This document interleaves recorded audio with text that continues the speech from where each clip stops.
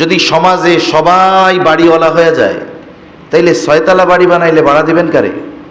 ভাড়াটিয়া পাওয়া যাবে না।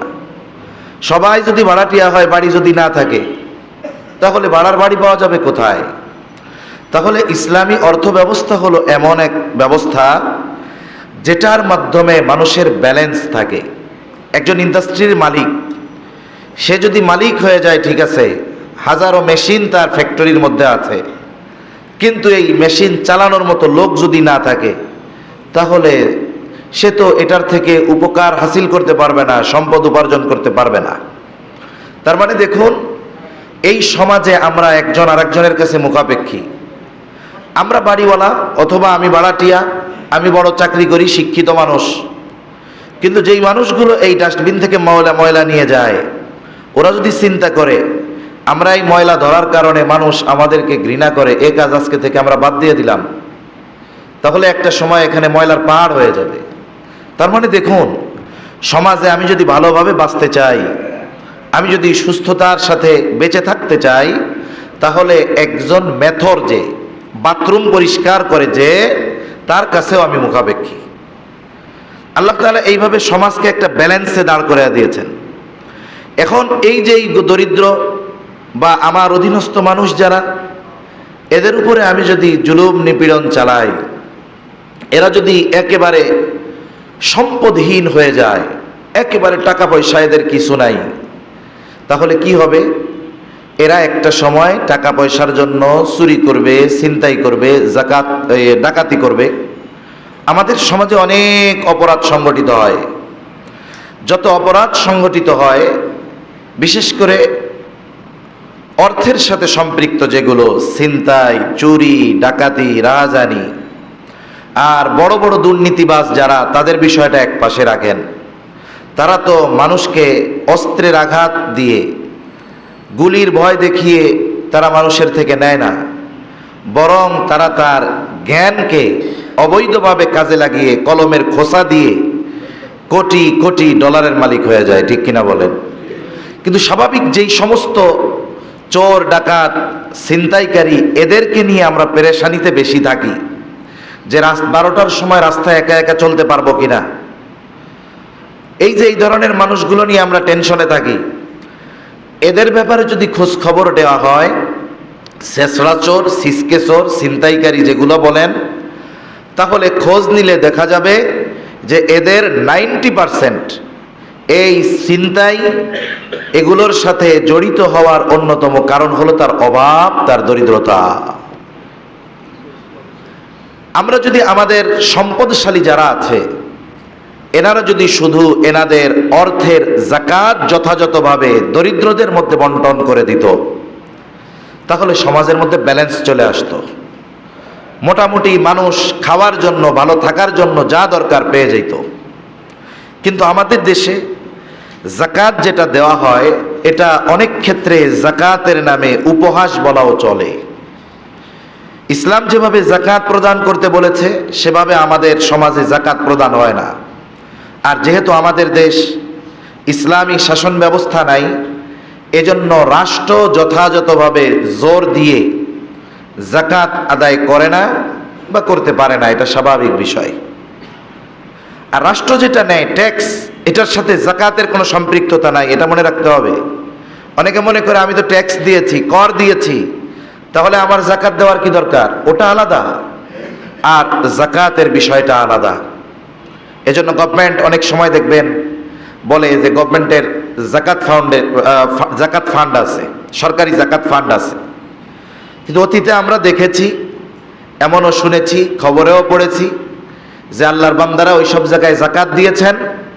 এই যাকাতের অর্থ ডিস্ট্রিবিউশন করার দায়িত্ব যাদের ছিল, ওনারা মোটামুটি ওইখান থেকে দুর্নীতি করে নিজেরা সম্পদের পাহাড় গড়েছেন। তার মানে আমি যদি এই বিষয়টা সুনিশ্চিত না হই যে আমি আমার গুরুত্বপূর্ণ একটি ইবাদত, অর্থনৈতিক ইবাদত, যাকাতের টাকা ওই ফান্ডে দিলাম, আর ওখানে যারা রক্ষক হিসাবে ছিল তারাই এটাকে ভক্ষণ করে ফেলছে, তাহলে স্বাভাবিক ওই জায়গায় মানুষ যাকাত দিতে আগ্রহী হবে না, এটা স্বাভাবিক বিষয়। এজন্যই যে কিছু ফাউন্ডেশন আছে, যেমন আস-সুন্নাহ ফাউন্ডেশন সহ আরও আছে অনেক জায়গায়, আসুন্না ফাউন্ডেশন এখানে দিলে তো দরিদ্রদের কাছে যথাযথভাবে পৌঁছায়, এটা মোটামুটি আমরা সবাই সুনিশ্চিত। এজন্য আমরা ওইখানে এমনিও দান করি, অনেকে ওইখানে জাকাতও দেয়। তা এবার একটা সুযোগ ভালো, ওইখানে দিলে তার ডকুমেন্ট থাকলে ট্যাক্স কম নিবে। এরকম আরও অনেক ফাউন্ডেশন আছে, শুধু আসুন্না ফাউন্ডেশন তাদের স্বচ্ছতা 100%, তাদের বিষয়টা এক পাশে রাখেন। এছাড়া অনেক ফাউন্ডেশন আছে যেসব জায়গায় জাকাত দিলে জাকাতের টাকা যথাযথভাবে পৌঁছায় না, এমনি দাম তো বহুদূর। ওই সমস্ত জায়গায় জাকাত দিলে গভর্নমেন্টের থেকে ট্যাক্স কিছু অংশ মওকুফ হয়। সরকারি ফান্ডে জাকাত দিলে যে ট্যাক্স দেওয়া হয় আলাদাভাবে, এটার থেকে কিছু ছাড় পাওয়া যায়। এখন এই ছাড় কেন দেওয়া লাগবে? মানুষ স্বতঃস্ফূর্তভাবেই জাকাত দিত যদি তার জাকাতের অর্থটা সুনিশ্চিতভাবে মানুষের কাছে পৌঁছানো যেত। যেমন আসুন্না ফাউন্ডেশন, এরা স্বাবলম্বীকরণ প্রজেক্ট সহ অন্যান্য অনেক ক্ষেত্রে তাদের সিস্টেম অনেক সুন্দর। একজন ব্যক্তি যখন দান করে, সে তাদের কর্ম দেখে, অবস্থা দেখে সে সুনিশ্চিত হতে পারে যে আমার অর্থটা অমুকের কাছে পৌঁছিয়েছে, অমুকের জন্য কল্যাণকর হয়েছে, অমুকের দরিদ্র দূরকরণের কাজে লাগছে, এই জন্য মানুষ ওইখানে দেয়। তা আমাদের দেশে ইসলামী সিস্টেমে জাকাত সরকারিভাবে উসুল করার পরিপূর্ণ ব্যবস্থা নাই। আচ্ছা, এই যে আমাদের আরেকটা আছে শিকড় মানব কল্যাণ ফাউন্ডেশন। আচ্ছা, এটা আমি পরে বলতেছি। তা যে কথা বলতেছিলাম যে সরকারি যে ফান্ড আছে, এখানে যেটা আমরা ট্যাক্স দেই ওটার সাথে জাকাতের সম্পৃক্ততা নাই। জাকাত এটা আলাদা এক ইবাদত। আর স্বাভাবিকভাবে আমি আপনি প্রত্যেকেই চাইব যেন আমার জাকাতের অর্থটা যথাযথভাবে মালিকের কাছে, হকদারের কাছে পৌঁছায়। এই নিশ্চয়তা পাওয়ার জন্যই আমরা অনেক সময় নিজেরা জাকাত দেই, অনেক সময় আমাদের আশেপাশে যদি দ্বীনি প্রতিষ্ঠান থাকে অথবা এমন কোনো অর্গানাইজেশন থাকে যে যাদের মাধ্যমে প্রকৃত হকদারের কাছে পৌঁছায়, আমি যেটাকে ট্রাস্ট করি, বিশ্বাস করি, এই ধরনের মানুষের হাতে আমি আমার জাকাতের অর্থটা তুলে দেই। তা সম্মানিত উপস্থিতি, বলতেছিলাম যে জাকাত যদি যথাযথভাবে দেওয়া হতো, সম্পদের প্রকৃত মালিক যদি যথাযথভাবে হিসাব করে জাকাত দিত, আশা করা যায় যে এই দেশ থেকে অভাবের কারণে যে মানুষের চরিত্র বিনষ্ট হচ্ছে, স্বভাব নষ্ট হচ্ছে, অভাবের কারণে মানুষ যে অপরাধের পথে ধাবিত হচ্ছে, এগুলা আশা করা যায় অনেক অংশে কমে যেত। কিন্তু আফসোস, বর্তমান দুনিয়ার যেই অর্থনৈতিক সিস্টেম, এখানে জাকাতকে আবশ্যকীয় না করে অপশনাল হিসাবে রেখে দেওয়া হয়েছে। কিন্তু জাকাত ভিত্তিক সমাজ ব্যবস্থাই একমাত্র দরিদ্রতা দূর করতে পারে, অপরাধ সমাজে কমাতে পারে। কারণ যে কোনো একটি সিস্টেমের সাথে অনেকের রিজিক সম্পৃক্ত থাকে, অনেকের রিজিক, একটি কাজের সাথে অনেকের রিজিক সম্পৃক্ত থাকে। আমরা দৃশ্যমান দেখতেছি একটা কাজ, কিন্তু এর পেছনে আরো বহু মানুষের রিজিক আল্লাহ তাআলা রেখে দেয়। তা জাকাত কি? জাকাত হলো ধনীদের থেকে নিয়ে দরিদ্রদেরকে দেওয়া। যেই ধনীর সামর্থ্য আছে সবার থেকে নিতে হবে এমনটা নয়। যাদের সম্পদ আছে, ওই সম্পদ যার কাছে নির্দিষ্ট পরিমাণ সংরক্ষিত আছে, এই ধরনের মানুষের থেকে নিয়ে একেবারে যাদের নাই তাদেরকে দেওয়া হয়। আর দরিদ্র বিমোচনে বাস্তবিক অর্থে জাকাতের বিকল্প আর কোনো কিছুই নাই। তা আসুন, এই অর্থনৈতিক গুরুত্বপূর্ণ এই ইবাদত আমরা যদি করি, আমাদের লাভ কি হবে? জাকাত আদায় করার মাধ্যমে প্রথমত যিনি মাল উপার্জন করেন বৈধ পন্থায়, চুরি দুর্নীতি এটা তো আগের থেকেই হারাম। চুরি দুর্নীতি, অন্যেরটা মেরে খেয়ে সম্পদের পাহাড় গড়া, এটা তো এমনিতেই হারাম, শুরুতেই হারাম হয়ে আছে। আবার একজন বৈধভাবে সম্পদ উপার্জন করেছে, বৈধভাবে, চুরি করে নাই, কারোটা মেরে খায় নাই, অন্যের সম্পদ জোর করে নেয় নাই, দেখুন এর সম্পদেরও পবিত্রতার দরকার আছে। বৈধভাবে সম্পদ উপার্জন করলেই এটা পবিত্র হয়ে যাবে তা নয়। যদি ওই সম্পদ নেশাব পরিমাণ হয়, ওই সম্পদ যদি 1 বছর আমার আপনার কাছে সংরক্ষিত থাকে, তাহলে ওই সম্পদের শতকরা 2.5% দরিদ্রদের হক ওই সম্পদের মধ্যে ঢুকে গেল। এখন আমি আপনি মনে করতেছি যে আমি যদি শতকরা 2.5% দিয়ে দেই তাহলে তো আমার সম্পদ কমে গেল। আসলে বিষয়টা এমন নয়। যাকাত দেওয়ার মাধ্যমে 1 নাম্বার সম্পদের পবিত্রতা হয়। যাকাত দেওয়ার মাধ্যমে সম্পদের মধ্যে প্রকৃতপক্ষে আল্লাহ তাআলা প্রবৃদ্ধি দান করেন, বরকত দান করেন। যাকাত দেওয়ার মাধ্যমে 2.5% দেওয়ার মাধ্যমে বাকি 97.5% এটার পবিত্রতা অর্জিত হয়। অনেক সময় একজনের আঙ্গুলে ইনফেকশন হয়েছে, আঙ্গুলে ইনফেকশন, ডাক্তার দেখে বলছে যে আপনার যদি গোটা দেহ বাঁচাতে হয় আঙ্গুল কাটতে হবে। তাহলে আমি আমার গোটা দেহকে সুরক্ষিত রাখার জন্য, ভালো রাখার জন্য আঙ্গুল কাটতে দ্বিধাবোধ করব না, এটা ফেলে দিতে আমি দ্বিধাবোধ করব না। কেন? কারণ এতটুকু যাবে ঠিক, কিন্তু আমার গোটা দেহ বেঁচে যাবে। কিন্তু যদি আমি এতটুকু ফালাতে কার্পণ্য বোধ করি যে না না না একটা অঙ্গহানি হয়ে যাবে, এটা ভালো লাগবে না, তাহলে এই এতটুকু নষ্ট হয়েছে বা ভাইরাসে আক্রান্ত হয়েছে, এটা এক সময় গোটা দেহে ছড়িয়ে যাবে, এটা আমার গোটা দেহ নষ্ট হওয়ার, মৃত্যুর কারণ হয়ে যাবে। অনুরূপভাবে যেই সমস্ত মানুষ সম্পদওয়ালা, এরা যদি তাদের সম্পদের যাকাত প্রকৃতভাবে না দেয়, 2.5% না দেওয়ার কারণে বাকি 97.5%-এর পবিত্রতা নষ্ট হয়ে যায়। তাহলে 1 নম্বর, যাকাত দেওয়ার মাধ্যমে সম্পদ পবিত্র হয়। যাকাত দেওয়ার মাধ্যমে সম্পদের মধ্যে আল্লাহ তাআলা বরকত দান করেন। এই বাংলাদেশেও অনেক টাকা পয়সাওয়ালা আছে যারা ঘটা করে, মাইকে অ্যালাউন্স করে, পত্রিকায় বিজ্ঞপ্তি দিয়ে যাকাত দেয় না, কিন্তু প্রতি বছর শত শত কোটি টাকা যাকাত দেয়। এমন অনেক আল্লাহর বান্দা আছে। এনাদেরকে যদি জিজ্ঞাসা করা হয়, ওনারা এত দান সাদকা করে, দ্বীনি কাজে ব্যয় করে, এরপরেও ওনাদের সম্পদ কমে না, বরং সময়ের সাথে সাথে আরো বাড়ে। আবার যারা আমরা দেখি অনেক ইন্ডাস্ট্রির মালিক আছে, এক সময় কিছু ছিল না, এখন 10টার মালিক। ওনাকে যদি জিজ্ঞাসা করা হয় যাকাত তো বহুদূর, উনি ওনার ইন্ডাস্ট্রির শ্রমিকদের বেতনই ঠিক মতো দেয় না। এখন 5-7টার মালিক হয়েছে ঠিক, কিন্তু তার অভাব দূর হয় না, ঋণ দূর হয় না, ব্যাংকের থেকে কোটি কোটি টাকা ঋণ নিয়ে বসে আছে, বরকত নাই। এজন্য যাকাত দিলে সম্পদের মধ্যে বরকত দেন কে? আল্লাহ।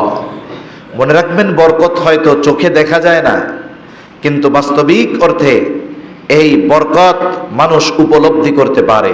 একজন উপার্জন করে, কিন্তু তার পরিবারের রোগ শোক কোনো কিছু যায় না, একটার পর একটা লেগেই থাকে। আরেকজন উপার্জন কম করে, কিন্তু আল্লাহ তাআলা তার চাহিদাকে পরিমিত করে দিয়েছেন, সে স্বল্পে তুষ্ট থাকে, আল্লাহ তাআলা ওই অল্পের মাধ্যমে তাকে চালায়। এটা বরকতের কারণে হয়। এজন্য আমরা যদি যাকাত দেই, তাহলে আমাদের যাকাত আমাদের অন্যান্য সম্পদকে আল্লাহ পবিত্র করে দিবেন। আল্লাহ তাআলা সম্পদের মধ্যে বরকত দান করবেন। সাথে সাথে আল্লাহ সুবহানাহু ওয়া তাআলার ওয়াদা যে আল্লাহ তাআলা এই সম্পদের মধ্যে প্রবৃদ্ধি দান করবেন। আল্লাহ বুঝার তৌফিক দান করেন, বলি আমিন। এখন আসেন, যাকাত দিলে লাভ কি হবে? আমরা ইমানদার, আমাদের গোটা জীবনের সবচাইতে বড় চাওয়া আল্লাহ তাআলার অনুগ্রহ, আল্লাহর সন্তুষ্টি, আল্লাহর রহমত। আমরা যেখানে জব করি, যার অধীনে চাকরি করি, চাকরির ক্ষেত্রে বলতেছি আর কি, বেশিরভাগ ক্ষেত্রে চাকরি হোক আর অন্য কিছু হোক, আমরা সব সময় চেষ্টা করি যে আমাদের প্রধান যিনি, তার সন্তুষ্টি কেমনে অর্জন করা যায়, তার অনুগ্রহ কেমনে লাভ করা যায়, তার চোখে কেমন করে ভালো হওয়া যায়, এটা আমরা প্রত্যেকটা সেক্টরে, প্রত্যেক ব্যক্তি এটা কামনা করি যে আমার বস যিনি, আমি তার চোখে কেমনে ভালো হব, আমি তার সন্তুষ্টি কেমনে অর্জন করব, এটা আমাদের চাওয়া পাওয়া থাকে।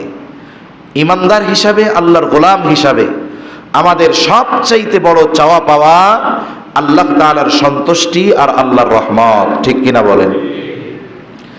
আল্লাহ তাআলা যাদেরকে সম্পদ দিয়েছে, আল্লাহর সন্তুষ্টি আর রহমত অর্জনের অন্যতম মাধ্যম হলো এই যাকাত। আল্লাহ তাআলা বলেন, ওয়া রাহমাতি ওয়াসিআত কুল্লা শাই ফাসআকতুবুহা লিল্লাযীনা ইয়াত্তাকুনা ওয়া ইউতুনাজ যাকাতা ওয়াল্লাযীনা হুম বিআয়াতিনা ইউমিনুন। আল্লাহ রাব্বুল আলামিন বলেন, আর আমার দয়া তো প্রত্যেক বস্তুর মধ্যে আছে। আল্লাহর দয়া প্রতিটা বস্তুর মধ্যে আছে, তাই আমি আমার রহমত তাদের জন্য নির্ধারণ করেছি যারা তাকওয়া অবলম্বন করে, যাকাত দেয়, সাথে সাথে আমার নির্দেশে বিশ্বাস করে, আমার নিদর্শনে বিশ্বাস করে, বলে আমার রহমত তাদের জন্য। তাহলে আল্লাহর দয়া রহমত যাদের উপরে, তাদের মধ্যে অন্যতম হলো তারা যারা তাকওয়া অর্জন করে। এ রমজান মাস তাকওয়া অর্জনের মাস, এজন্য যারা তাকওয়া অর্জন করতে পারতেছে তাদের উপরে আল্লাহর রহমত। সাথে সাথে যাদের অর্থ আছে, যারা যাকাত দিচ্ছে, তাদের উপরে আল্লাহ সন্তুষ্ট, তাদের উপরে আল্লাহর খাস রহমত। সাথে সাথে ব্যাপকভাবে আল্লাহ জানিয়ে দিয়েছেন, যারা আল্লাহ তাআলার নিদর্শন সমূহ বিশ্বাস করে, ইমানদার, তাদের উপরেও আল্লাহ তাআলার রহমত। তবে স্পেশালভাবে যাকাত যারা দেয়, তাকওয়া যারা অর্জন করে, তাদের উপরে আল্লাহ তাআলার বিশেষ রহমত রয়েছে। এজন্য যাকাত আদায়ের মাধ্যমে আল্লাহ তাআলার রহমত লাভ করা যায়। আবার আল্লাহ তাআলা বলেন, ওয়াকিমুস সালাতা ওয়া আতুজ যাকাতা ওয়া আতিউর রাসূলা লাআল্লাকুম তুরহামুন। আল্লাহ রাব্বুল আলামিন বলেন, তোমরা সালাত কায়েম করো, যাকাত দাও, ওয়া আতিউর রাসূলা লাআল্লাকুম তুরহামুন, আর রাসূলের আনুগত্য করো, লাআল্লাকুম তুরহামুন, যাতে করে তোমরা রহমত প্রাপ্ত হতে পারো। মুফাসসিরিনে কেরাম বলেন, লাআল্লা কালামে এলাহির মধ্যে আসলে, কোরআনুল কারীমের মধ্যে আসলে এটা নিশ্চয় তার অর্থ দেয়, তার মানে যারা নামাজ কায়েম করলো, যাকাত আদায় করলো, তারা অবশ্যই আল্লাহ তাআলার পক্ষ থেকে রহমত প্রাপ্ত হবে। 2 নাম্বার, যাকাত আদায়ের মাধ্যমে আল্লাহ তাআলা সওয়াবকে বহু গুণে বাড়ায় দেয়। কারণ আল্লাহ তাআলার সন্তুষ্টির জন্য যারা যাকাত প্রদান করবে, আল্লাহ সুবহানাহু ওয়া তাআলা এই সাদাকা, এই দানের প্রতিদান আল্লাহ তাআলা বহু গুণে বাড়ায়া দিবে। আল্লাহ রাব্বুল আলামিন কোরআনুল কারীমের মধ্যে দানের উপমা দিতে গিয়ে বলেন, মাসালুল লাযীনা ইউনফিকুনা আমওয়ালাহুম ফী সাবিলিল্লাহ কামাসালি হাব্বাতিন আম্বাতাত সাবআ সানাবিলা ফী কুল্লি সুমবুলাতিন মিআতু হাব্বাহ ওয়াল্লাহু ইউযাইফু লিমান ইয়াশাউ ওয়াল্লাহু ওয়াসিউন আলীম। আল্লাহ রাব্বুল আলামিন বলেন, মাসালুল লাযীনা ইউনফিকুনা আমওয়ালাহুম ফী সাবিলিল্লাহ, যারা আল্লাহর পথে নিজেদের সম্পদ ব্যয় করে, তাদের দৃষ্টান্ত, তাদের উদাহরণ হলো এইরকম। আল্লাহ তাআলা বলেন, কেমন যেন একটি শস্য দানা 7টি শীষ উদ্গত করে। যেমন একটি শস্য যখন লাগানো হয়, একটা ধান গাছের নিচে কিন্তু মাত্র একটা ধান থাকে, একটা শস্য থাকে। একটি বীজ থেকে শীষ বের হয়। একটি ধান যখন রোপণ করা হয়, ওই ধানের থেকে বেশ কিছু শাখা বের হয়। আল্লাহ তাআলা কত সুন্দর উপমা দিচ্ছেন। একটি শস্য দানা 7টি শীষ বের করে এবং প্রতিটি শীষে 100 করে দানা জন্মায়। ধান ছিল মূলত একটা, বীজ ছিল একটা, শীষ হইছে 7টা, প্রতি শীষে 100 করে দানা জন্মায়। আল্লাহ রাব্বুল আলামিন কত সুন্দর উপমা দিয়ে বলেন, আর আল্লাহ তাআলা যার জন্য ইচ্ছা করেন বহু গুণে সওয়াব বৃদ্ধি করে দেন।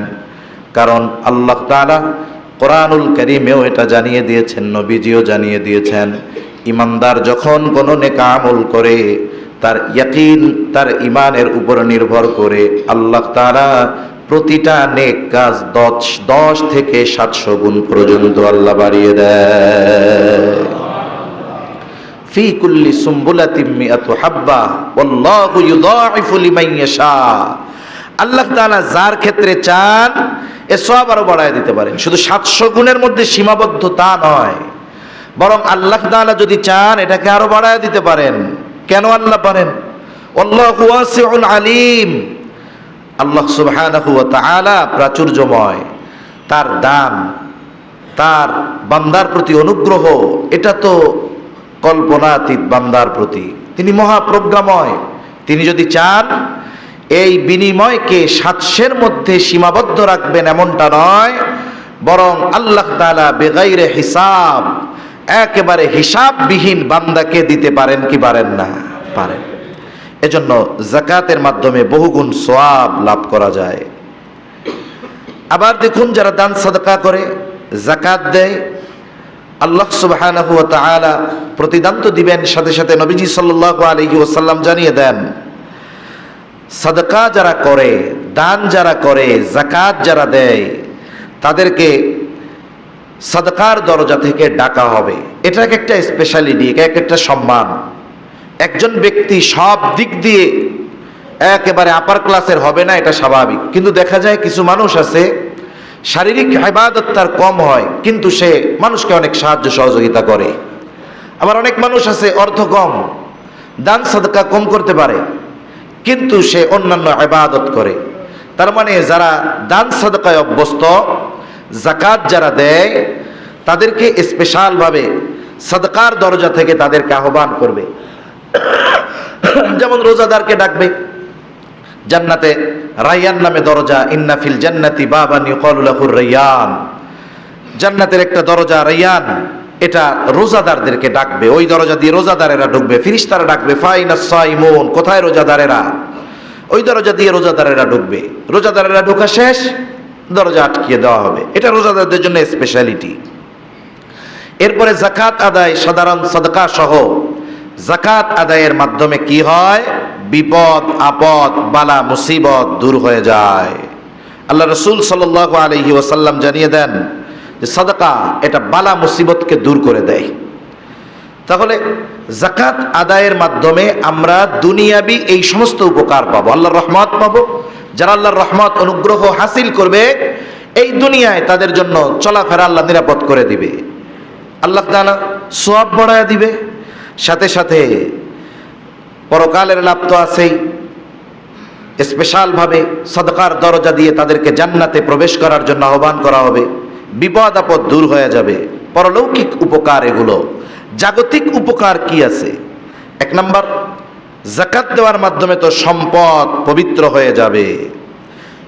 আল্লাহ তাআলা কোরআনুল কারীমের মধ্যে বলেন, খুয মিন আমওয়ালিহিম সাদাকাতান তুতাহহিরুহুম ওয়া তুযাক্কিহিম বিহা ওয়া সাল্লি আলাইহিম ইন্না সালাতাকা সাকানুল লাহুম ওয়াল্লাহু সামিউন আলীম। আল্লাহ তাআলা বলেন, নবী হে, আপনি তাদের সম্পদ থেকে সাদকা গ্রহণ করুন। মুফাসসিরিনে কেরাম বলেন, এখানে সাদকা দ্বারা উদ্দেশ্য হলো যাকাত। তার মানে আপনি তাদের সম্পদ থেকে যাকাত গ্রহণ করুন, এর মাধ্যমে আপনি তাদের পবিত্র ও বরকতপূর্ণ করবেন, আর তাদের জন্য আপনি দোয়া করতে থাকেন। তার মানে যখন কেউ সম্পদের যাকাত প্রদান করে, আল্লাহ তাআলা জানিয়ে দেন তার সম্পদগুলো পবিত্র হয়ে যায়। তাহলে একটা হলো উপার্জনের ক্ষেত্রে তো বৈধতা থাকতে হবে, যে বৈধ পন্থায় উপার্জন করছে, এরপরে ওই সম্পদ তার কাছে আছে, নেশাব পরিমাণ মালের মালিক হয়েছে, নির্ধারিত সময় অতিবাহিত হয়েছে, এখন এই সম্পদের 2.5% তাকে যাকাত দিতে হবে, নাইলে ওই সম্পদটাও অপবিত্র হয়ে যাবে। এরপরে যাকাত দিলে সম্পদের মধ্যে বরকত হয়। আল্লাহ তাআলা বলেন, ইয়ামহাকুল্লাহুর রিবা ওয়া ইউরবিস সাদাকাত। আমরা তো দৃশ্যমান ভাবে দেখি সুদের মধ্যে মনে হয় প্রবৃদ্ধি, এজন্য মানুষ সম্পদ বাড়ানোর জন্য ব্যাংকে রাখে, সুদে রাখে, চিন্তা করে মাসে মাসে ফিক্সড ডিপোজিট আমার এত টাকা বাড়বে। কিন্তু বাস্তবে এই টাকার মধ্যে প্রবৃদ্ধি হয় না, এই টাকা হয় বরকত শূন্য, এই টাকা হয় হারাম, এটা হয় জঘন্য এক অপরাধ। এজন্য আল্লাহ তাআলা জানায় দেন, ইয়ামহাকুল্লাহুর রিবা ওয়া ইউরবিস সাদাকাত। আল্লাহ তাআলা সুদকে নিশ্চিহ্ন করে দিবেন, নিশ্চিহ্ন করেন। আর আল্লাহ তাআলা সাদাকাকে, দান সাদাকা সহ যাকাত সহ যত সাদাকা আছে, আল্লাহ রাব্বুল আলামিন এই যাকাত যদি দেওয়া হয়, আল্লাহ তাআলা এটাকে বর্ধিত করে দিবে। এজন্য আমরা দেখি যে ব্যাংকে টাকা রাখছে, এটা বছরে বছরে মাসে মাসে বাড়ে, এটা বাস্তবিক অর্থে প্রবৃদ্ধি নয়। এটার মধ্যে কত বরকতহীনতা আছে, কত পাপাচার আছে, কত অনাচার আছে। বাস্তবিক অর্থে সম্পদের প্রবৃদ্ধি হয় যাকাত দেওয়ার মাধ্যমে। আর পরিমাণের উপরে প্রবৃদ্ধি নির্ভর করে না। যেই সম্পদে বরকত নাই, এটা যদি অনেকও হয়, এর মধ্যে আসলে প্রবৃদ্ধি নাই। আর সম্পদ অল্প তবে বরকত আছে, বাস্তবিক ভাবে এই সম্পদের মধ্যে প্রবৃদ্ধি আছে। তাহলে অবশ্যই আমরা চাইব যে আমার সম্পদের উপরে যেন বরকত হয়, আমার সম্পদটা যেন পবিত্র হয়, এটা আমরা সকলেই চাইব।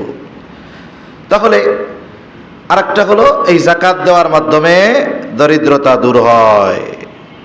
ধনীদের থেকে নিয়ে দরিদ্র অসহায় যারা, তাদেরকে দিতে হবে যাকাত। এর দ্বারা কি হবে? এর দ্বারা সমাজের ধনী আর দরিদ্রদের মাধ্যমে মধ্যে একটা সেতু বন্ধন হবে, একটা আন্ডারস্ট্যান্ডিং হবে, একটা সম্পর্ক হবে। আমি যখন যাকাত দিব, যাকাত দেওয়ার ক্ষেত্রে এটা মনে করার সুযোগ নাই যে আমি তার প্রতি কোনো অনুগ্রহ করতেছি, বরং বিষয়টা হলো আল্লাহ স্বয়ং নিজে আমার এই সম্পদে তার হক রেখে দিয়েছেন। একজনের হক সেটা দেওয়ার সময় ক্রেডিট দেখানোর তো কোনো কিছু নাই। মনে করেন আপনি আমার কাছে কিছু পাওনা টাকা পাবেন, ওই টাইমে যদি আমি একটু এমন মুড টুড নেই, মানুষের সামনে ভাব নেই, কেমন যেন আপনারে আমি দান করতেছি। কথার কথা, এখানে ক্রেডিট নেওয়ার কি আছে? এটা তো আপনার হক। এটা তো আরো গোপনে দেওয়ার দরকার ছিল, যে ভাই নিছিলাম, দিতে পারি নাই, লজ্জা দিয়েন না, এই যে দিয়া দিলাম। অথচ দেখা যায় যাকাত দেওয়ার সময় মানুষের ক্রেডিট অন্যরকম থাকে, এটা কখনোই সমুচিত নয়। তাহলে যাকাত দিলে পরকালীন উপকার আছে, যাকাত দিলে ইহকালীন উপকার আছে। যে যাকাত দেওয়ার মাধ্যমে দরিদ্রতা দূর হবে, পারস্পরিক সম্প্রীতি, ভ্রাতৃত্ব বন্ধন বাড়বে, সমাজের অভাবী মানুষগুলো মোটামুটি যখন খাবারের ব্যবস্থা হবে, তখন এই মানুষগুলো অপরাধের পথ থেকে ফিরে আসবে। আমাদের এলাকার মানুষ নিরাপদে থাকতে পারবে, নিশ্চিন্তে থাকতে পারবে। অন্যায়, খুন, রাহাজানি এগুলো অনেক অংশে কমে যাবে। এখন যারা যাকাত দিবে না, সম্পদ থাকার পরেও, আল্লাহ তাআলা তাদের শাস্তির ব্যাপারে বলেন, والذين يكنزون الذهب والفضة ولا ينفقونها في سبيل الله فبشرهم بعذاب أليم يوم يحمى عليها في نار جهنم فتقوى بها جباههم وجنوبهم وظهورهم هذا ما كنزتم لأنفسكم فذوقوا ما كنتم تكنزون والذين يكنزون الذهب والفضة যারা স্বর্ণ ও রৌপ্য সংরক্ষণ করে রাখে, আল্লাহর পথে ব্যয় করে না, আল্লাহ রাব্বুল আলামিন তাদের জন্য যন্ত্রণাদায়ক শাস্তির সুসংবাদ দেওয়ার কথা বলেছেন। ফাবাশশিরহুম বিআযাবিন আলীম, তাদেরকে যন্ত্রণাদায়ক শাস্তির সুসংবাদ দাও। এখানে অবজ্ঞার সাথে কথাটা বলা হয়েছে।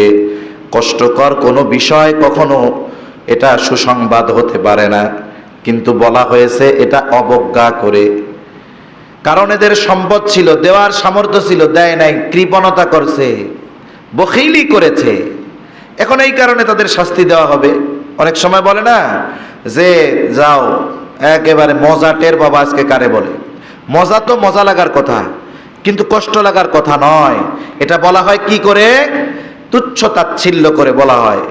এই যে সম্পদের মালিকরা কৃপণতা করে সম্পদের যাকাত না দিয়ে নিজেদের কাছে জমা করে রাখছে, এই যে অন্যায় করেছ, এর কারণে কঠিন শাস্তি আছে, যাও মজাটের বাবা। আল্লাহ তাআলা বলেন তাদেরকে যন্ত্রণাদায়ক শাস্তির সুসংবাদ দাও। কি করা হবে এই সম্পদগুলো? আল্লাহ রাব্বুল আলামিন বলেন, ইয়াউমা ইউহমা আলাইহা ফি নারি জাহান্নামা ফাতুকওয়া বিহা জিবাহুহুম ওয়াদুনুবুহুম ওয়াদুহুরুহুম হাযা মা কানাজতুম। আল্লাহ তাআলা বলেন সেই দিন তাদের যেই সম্পদ, এগুলো জাহান্নামের আগুনে উত্তপ্ত করা হবে, জাহান্নামের আগুনে উত্তপ্ত করা হবে। এরপরে এই সম্পদগুলো তাদের কপালে, তাদের পাজরে, তাদের পিঠে এগুলো দিয়ে দাগ দেওয়া হবে। আল্লাহ তাআলা বলেন সেদিন বলা হবে, হাদা মা কানাজতুম লিআনফুসিকুম, এটা হলো তোমাদের সেই সম্পদ যা তোমরা নিজেদের জন্য জমা করেছিলে, যাকাত দাও নাই। আল্লাহ রাব্বুল আলামিন বলেন তোমরা যে সম্পদ যাকাত না দিয়ে জমা করেছিলে, এটা হলো তোমাদের সেই সম্পদ, নাও তোমরা আজকে ওই সম্পদের মজা ভোগ করো। যেটা আমাদের জন্য কষ্টকর হবে আমরা উপলব্ধি করি, বুঝতে পারি, সেটা থেকে আমরা বাঁচার চেষ্টা করি। কিন্তু এই সম্পদের যাকাত না দিলে এই সম্পদ আমাদের জন্য আখেরাতে কষ্টের কারণ হবে, এটা আমরা উপলব্ধি করার পরেও, বোঝার পরেও বাস্তবে পরিণত করি না। তার মানে একটা হলো না বুঝে অন্যায় করছে, এক ধরনের শাস্তি। জানার পরে, বোঝার পরে, সতর্ক করার পরে অন্যায় করছে, ওই না জেনে না বুঝে অন্যায়কারী আর জেনে শুনে বুঝে অন্যায়কারী উভয়ের সমান শাস্তি। স্বাভাবিকভাবে আমাদের ব্রেন বলে, আমাদের জেহেন বলে, বিবেক বলে দুই ধরনের শাস্তি একরকম হবে না, তফাৎ স্বাভাবিক আমরা করবো। তো জানে না করছে, তুমি জানার পরেও কেন করছো? এরপরে আল্লাহ রসুল সাল্লাল্লাহু আলাইহি ওয়াসাল্লাম জানিয়ে দেন এই সম্পদগুলো সাপে পরিণত হবে, গলার সাথে পেঁচানো হবে, টাকলু সাপ। এটা বারবার তাকে দংশন করবে মুখের মধ্যে, আর বলবে আনা কানজুক আনা মালুক, আরে আমি তো তোমার সেই সম্পদ যেটারে তুমি জমা করছিলা, আমি তো তোমার সেই সম্পদ, আমি তো তোমার সেই সম্পদ যেগুলোকে তুমি জমা করেছিলে, আমি হলাম তোমার সেই সম্পদগুলো। আল্লাহ তাআলা এইভাবে সম্পদকে সাপে রূপান্তরিত করে ওই সম্পদের মালিক যে যাকাত দেয় নাই তাকে দংশন করতে থাকবে। তাহলে দেখুন, আমাদের যাকাত না দেওয়ার কারণে আল্লাহ সুবহানাহু ওয়া তাআলা কঠিন ভয়াবহ শাস্তি আখিরাতে আমাদের জন্য রেখে দিয়েছেন। আবার যাকাত যদি না দেওয়া হয় কি হয়? বলে অনাবৃষ্টি হয়, সম্পদ ধ্বংস হয়ে যায়। যেই সম্পদগুলো পবিত্র নয় সেই সম্পদ হেফাজতের দায়িত্ব আল্লাহ নেন না। যদি অতীত ইতিহাসের দিকে যাওয়া হয়, যারা এই সম্পদ নামক নেয়ামতের যথাযথ কদর করে না, একটা সময় তাদের সম্পদ ধ্বংস হয়ে যাবে, এটাই স্বাভাবিক বিষয়। এজন্য আমরা দুনিয়া আখিরাতের কল্যাণ যদি হাসিল করতে চাই, আল্লাহ তাআলা যাদেরকে সামর্থ্য দিয়েছে, আমরা যাকাত আদায় করব যথাযথভাবে। কিভাবে বলেন? যথাযথভাবে। লোক দেখানো যাকাত এটার দরকার নেই। এখন যাকাত কে দিবে? স্বাভাবিক হিসাব হলো একটা মানুষ নেসাব পরিমাণ সম্পদের মালিক কোন দিন হবে সেটা সে জানে। ইসলাম সম্পর্কে আমাদের অজ্ঞতার কারণে আমরা যখন সম্পদ খালি উপার্জনই করি, হিসাব করি যে কত হইল, কিন্তু আমার এই হিসাবটা রাখা দরকার ছিল যে আমি কোন দিন নেসাব পরিমাণ মালের মালিক হলাম। আমাদের দেশের নেসাবের হিসাব হলো, স্বাভাবিকভাবে এক ব্যক্তির কাছে শুধু স্বর্ণ থাকে এমনটা কখনো হয় না, এক ব্যক্তির কাছে শুধু রূপা থাকে এমনটা কখনো হয় না, এক ব্যক্তির কাছে শুধু টাকা থাকে এমনটা কখনো হয় না, এক ব্যক্তির কাছে শুধু ব্যবসার মালামাল থাকে আর কিছুই নাই এমনটা কখনো হয় না। যদি এমন হয় যে তার কাছে স্বর্ণ ছাড়া কোনো কিছু নাই, স্বর্ণ ছাড়া কোনো কিছু নাই, তাহলে তার জন্য 7.5 ভরি হলো সম্পদের নেসাব। কয় ভরি? 7.5 ভরি। যার কাছে টাকা পয়সা ব্যবসার মাল কিচ্ছু নাই, নগদ টাকাও নাই, শুধু রূপা আছে, তার জন্য 52.5 ভরি। এখন স্বর্ণের পরে নেসাব নির্ধারণের জন্য যেটা, সেটা হলো রূপা। আমাদের কাছে টাকা থাকে, ব্যবসার কিছু মালামাল থাকে, যারা ব্যবসা করে, কিছু স্বর্ণ থাকে, এগুলোর সমন্বয়ে যখন নেসাবের হিসাব হবে তখন শুধু স্বর্ণের হিসাব করলে হবে না যে আমার তো স্বর্ণ রূপা টাকা ব্যবসার মাল মিলায়া 7.5 ভরি স্বর্ণ, এখন 1 লক্ষ 1.5 লক্ষ টাকার মতো 22 ক্যারেটের বিপুল এক অ্যামাউন্ট, এত টাকা তো আমার কাছে নাই, সব মিলায়া তা হবে না। যেহেতু কিছু স্বর্ণ, কিছু রূপা, কিছু টাকা নগদ ক্যাশ, এগুলা যেহেতু আছে, এগুলোর সমন্বয়ে আমার আপনার নিকটে যদি 52.5 ভরি পরিমাণ রূপার মূল্য হয়ে যায়, বর্তমান বাজারে ভালো রূপা যেটা 2100 টাকা বা এরকম হবে দাম, 1 লাখ সামথিং টাকা আসে। এই পরিমাণ টাকার মালিক একটা মানুষ যেদিন হবে, ঋণ থাকবে না, কোনো ঋণ তার নাই। ধরেন 1 লক্ষ টাকা, কথার কথা, কোনো ঋণ তার নাই। এখন যেই দিন সে অন্যান্য সব খরচ বাদ দিয়ে তার কাছে 1 লক্ষ টাকা পুঁজি থাকবে, যেই দিন, ওই দিনটা সে নেসাব পরিমাণ সম্পদের মালিক হয়ে গেল, নেসাব পরিমাণ সম্পদের মালিক হয়ে গেল। উচিত ছিল ওই দিনটা, ওই তারিখটা আমাদের লিখে রাখা। কেন? ঠিক 1 বছর পরে ওই পরিমাণ সম্পদ অথবা যদি তার চাইতে বেশি তার কাছে থাকে, গোটা বছরের মধ্যে কম বেশ হতে পারে, 50 লাখ টাকার মালিক হতে পারে, 3 লাখ হতে পারে, 2 লাখ হতে পারে, এটা না। ওই যে শুরুর দিন থেকে নিয়ে চন্দ্র হিসাবে 1 বছর পর তার কাছে যেই পরিমাণ সম্পদ থাকবে, সেটা যদি ধরেন ওই 1 লাখ টাকা যেহেতু নেশাব ধরছি, ওই 1 লাখ টাকার বেশি, তাহলে ওই পরিমাণ মালের যাকাত তাকে দিতে হবে, টাকার যাকাত তাকে দিতে হবে। কিন্তু আফসোসের বিষয়, আমাদের সমাজে অধিকাংশ মানুষ যারা যাকাত দেন, উনি কোন দিন নেশাব পরিমাণ মালের মালিক হয়েছে উনি নিজেও জানেন না।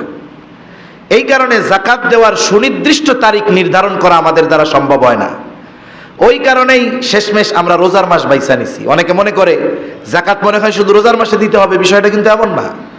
হিসাব যদি আমি রাখতাম জিলহজ মাসে বা জিলকাদ মাসে বা মুহাররম মাসে, ওই সময় আমি 3 তারিখে নেশাব পরিমাণ মালের মালিক হয়েছে, ঠিক পরবর্তী বছর মুহররমের 3 তারিখে আমার সম্পদ হিসাব করে যাকাত দেওয়া লাগতো। কিন্তু আমরা এ ব্যাপারে তো উদাসীন। আমরা মৌলিক ইবাদত এই যাকাত, এটার ব্যাপারেও আমরা উদাসীন। তা যাই হোক, 1 নম্বর নেশাব পরিমাণ মালের মালিক হতে হবে। নেশাব কত? 52.5 ভরি রূপার সমপরিমাণ টাকা মূল্য যদি কারো কাছে থাকে, তাহলে নেশাব পরিমাণ মালের মালিক হয়ে গেল। এরপরে এই সম্পদটা তার কাছে 1 বছর থাকতে হবে। যেমন সাদাকাতুল ফিতরের ক্ষেত্রে সে যদি ঈদের দিন সকালবেলায় নেশাব পরিমাণ মালের মালিক হয়, তাকে সাদাকাতুল ফিতর দিতে হবে।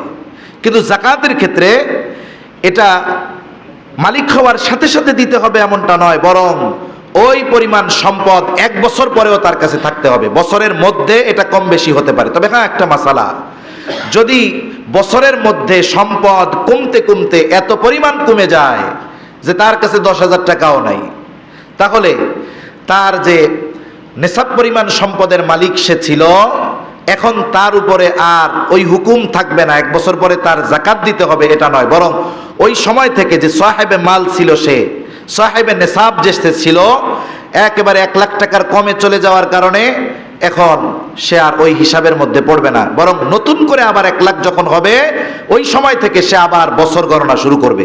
কথাটা বুঝতে পারছেন আশা করি। তাহলে নেশাব পরিমাণ সম্পদ 1 বছর থাকা লাগবে। এর মধ্যে যদি কোটি টাকাও হয় অসুবিধা নাই, একবারে যেই তারিখ শুরু ওই তারিখ থেকে নিয়ে 1 বছর পর হিসাব করে ওই পরিমাণ টাকা ওর 2.5% সে দরিদ্রদের মধ্যে দিয়ে দিবে। তাহলে যাকাত ফরজ হওয়ার 1 নম্বর শর্ত যে অবশ্যই তাকে নেশাব পরিমাণ মালের মালিক হওয়া লাগবে। আমাদের দেশে সাধারণত স্বর্ণ, রূপা, ব্যবসার মাল, নগদ টাকা, এই 4 ধরনের পণ্যের মাধ্যমে আমরা যাকাত দিয়ে থাকি।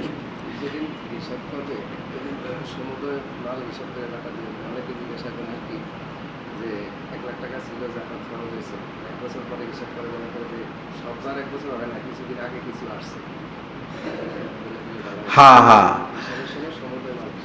হিসাবের সময় ওইটা চিন্তা করলে হবে না। ওই যে এই 2 তারিখের মধ্যবর্তী সময়, মনে করেন আজকে ইংরেজি তারিখ কত? 14, কথার কথা, যে আপনি ইংরেজি তারিখের হিসাবে আবার হবে না, আরবি হিসাবেই কিন্তু হিসাব করতে হবে। এখন আপনার 13 তারিখ, গত বছর এই 13 তারিখ আপনি সম্পদের মালিক হয়েছেন, আপনি 1 দিন আগে কোটি টাকার মালিক হয়ে গেছেন হঠাৎ করে।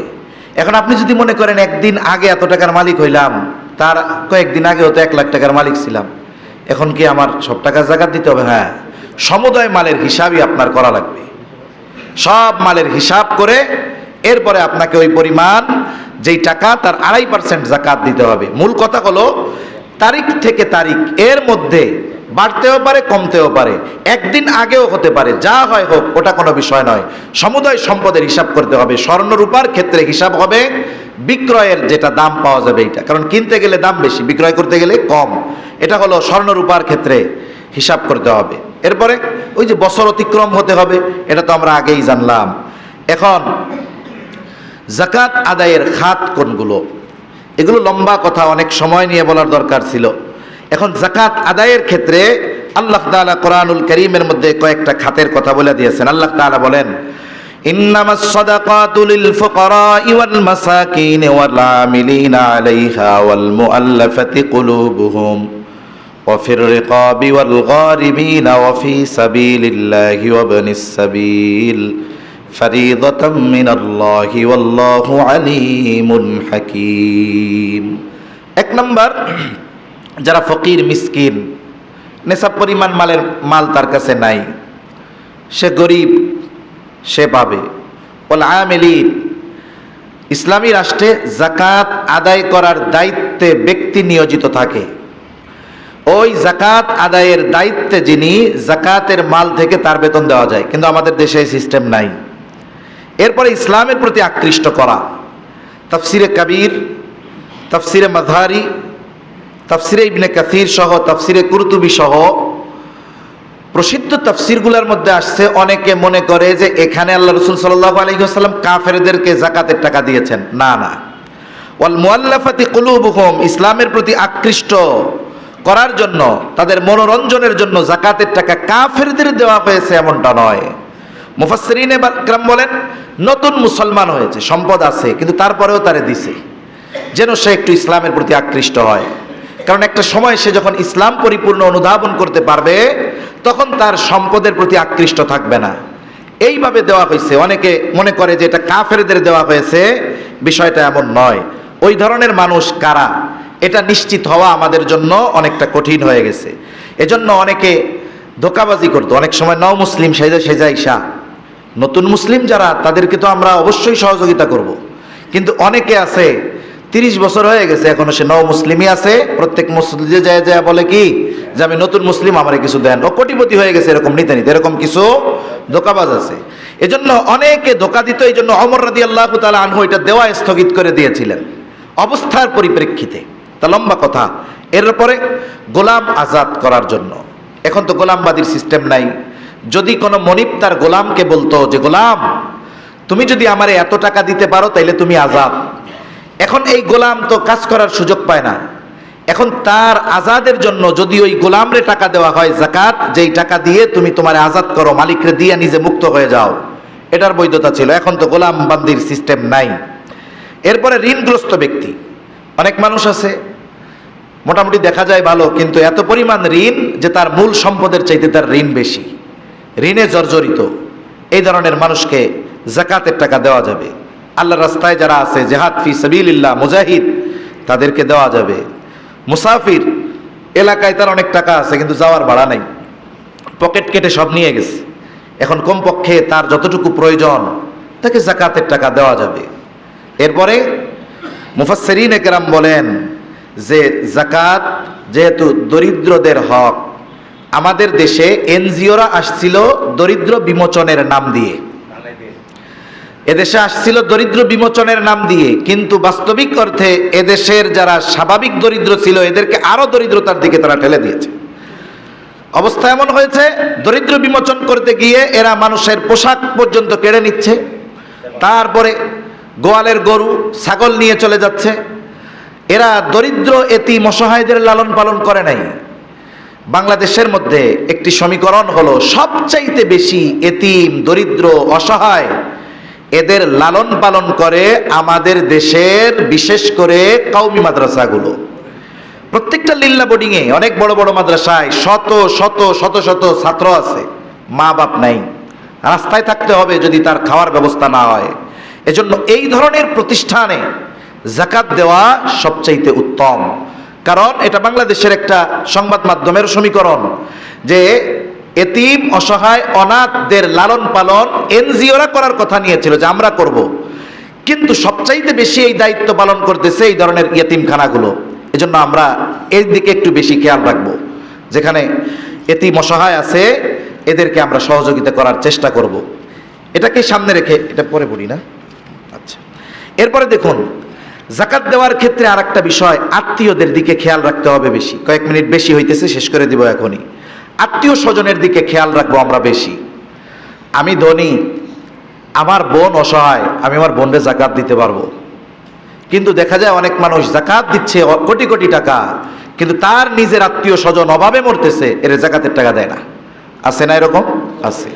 এজন্য আত্মীয় স্বজনের দিকে আমরা খেয়াল রাখবো, এই বিষয়গুলো আমরা খেয়াল রাখবো যে আত্মীয় স্বজন যদি দরিদ্র থাকে, অসহায় থাকে, এদিকে আমরা বেশি বেশি খেয়াল রাখার চেষ্টা করব। সর্বোপরি কথা হলো, জাকাতের তো অনেক মাসলা মাসাইল, এক মজলিসে বলাও সম্ভব না, সব কিছু জেহেনে আসে না। এজন্য মসজিদের এই বাইরেই দেখবেন, বাইরে না বারান্দা, ওইখানে আমাদের বাইতুল মুকাররমের সম্মানিত খতিব মুফতি আব্দুল মালিক হাফিজাউল্লাহ মার্কাজুদ দাওয়া থেকে যে একটি ওয়েবসাইট আছে আল কাউসারের, ওইখানে অনেক সুন্দর সুন্দর তথ্য পাওয়া যায়। ওইখান থেকে সংগ্রহ করে ওই জায়গায় একেবারে জাকাত সম্পৃক্ত যে মাসালাগুলো জরুরি, আরো অনেক ছিল, আমি কিছু কম বেশ করে ওইখানে সংযুক্ত করা হয়েছে। কে জাকাত দিবে, কাকে দিবে, কিভাবে দিবে। আমরা যদি যারা জাকাত দেওয়ার মতো যোগ্য 2-4 বার যদি ওটা পড়ে আমরা জাকাতটা দেই, তাহলে আমাদের জন্য আশা করি মোটামুটি স্বাভাবিকভাবে সুন্দরভাবে জাকাত দেওয়া সহজ হবে। আমরা জাকাতের নামে উপহাস কাউকে করব না। জাকাতের শাড়ি লুঙ্গি এগুলোর নামে কোনো পোশাক নাই। মানে জাকাতের শাড়ি লুঙ্গি মানে আমরা বুঝি বাজারের সবচাইতে নিকৃষ্ট কাপড় যেগুলো, সেগুলো, ঠিক কিনা বলেন? এখন একজনকে আপনি দান করবেন, এটা তার হক, আপনি তাকে আপনি দিব সবচাইতে নিকৃষ্টটা, এটা কিভাবে সম্ভব? আর আল্লাহ রসুল বলেছেন যে ও আহিব্বা লিন্নাস মা তুহিব্বু লিনাফসিক, তুমি মানুষের জন্য ওইটা পছন্দ করো যেটা নিজের জন্য পছন্দ করো।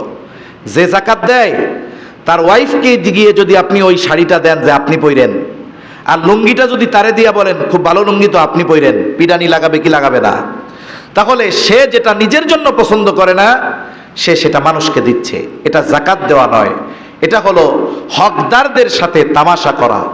এজন্য এই ধরনের কাজ আমরা করব না। আমাদের টার্গেট থাকবে এমনভাবে আমরা দিব যাতে করে আমাদের সম্পদগুলো যথাযথভাবে যথাযথ হকদারদের কাছে পৌঁছায়। আল্লাহ সুবহানাহু ওয়া তাআলা আমাদের সকলকে ইসলামের অন্যতম এই গুরুত্বপূর্ণ ইবাদত যথাযথভাবে করার তৌফিক দান করেন, আমিন। ওয়া আখিরু দাওয়ানা আলহামদুলিল্লাহি রাব্বিল আলামিন। আমরা যারা সুন্নত পড়বো সুন্নত পড়ি, আর মেহেরবানি করে